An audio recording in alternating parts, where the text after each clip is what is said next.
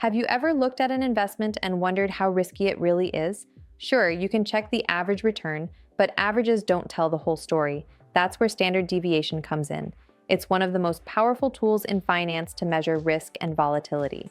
Welcome to Millionaire Household Finance, where we empower families to take control of their money, grow wealth, and stay on the path to becoming millionaires. One smart financial move at a time. Think of it like this. Standard deviation tells you how much an investment's returns move up and down over time. A high standard deviation means the returns are all over the place, big ups and big downs. A low standard deviation means the returns are more stable and predictable. Here's a simple example. Let's say you have two investments, investment A and investment B. Both have an average annual return of 8%, but investment A sometimes earns 5%, sometimes 11%. Investment B, on the other hand, swings wildly, from negative 10% one year to plus 26% the next. Even though both average 8%, investment B has a much higher standard deviation, meaning it's much riskier. In finance, investors often use standard deviation to compare different assets. For example, government bonds usually have a low standard deviation, meaning they're stable. Stocks, especially tech stocks, tend to have a higher standard deviation. They're riskier, but offer higher potential returns. Another way to think about it is like the weather.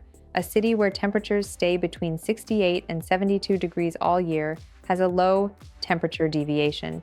A city that swings from freezing winters to scorching summers has a high deviation. Investments behave the same way. Now, how do professionals actually use it? Portfolio managers look at the standard deviation of different investments to build a balanced portfolio. They try to mix low and high deviation assets to achieve a good return without taking unnecessary risk. For example, if a fund has a standard deviation of 5%, it means that most of the time its returns stay within 5% of its average. But if another fund has a deviation of 15%, that fund's returns can swing much more, meaning higher potential reward, but also more potential loss. The takeaway is this: standard deviation doesn't predict whether you'll win or lose. It just shows how much your returns are likely to move around. Understanding it helps you match your investments with your risk tolerance. So, if you're a cautious investor, you might prefer assets with a low standard deviation, like bonds or index funds. But if you're willing to take more risk for higher potential returns, you might choose investments with a higher standard deviation, like individual stocks or crypto. At the end of the day, standard deviation helps you answer one key question: how comfortable am I with volatility? Once you understand that, you can make smarter, more confident investment decisions. If you found this video helpful, hit the like button and subscribe for more simple explanations of finance and investing.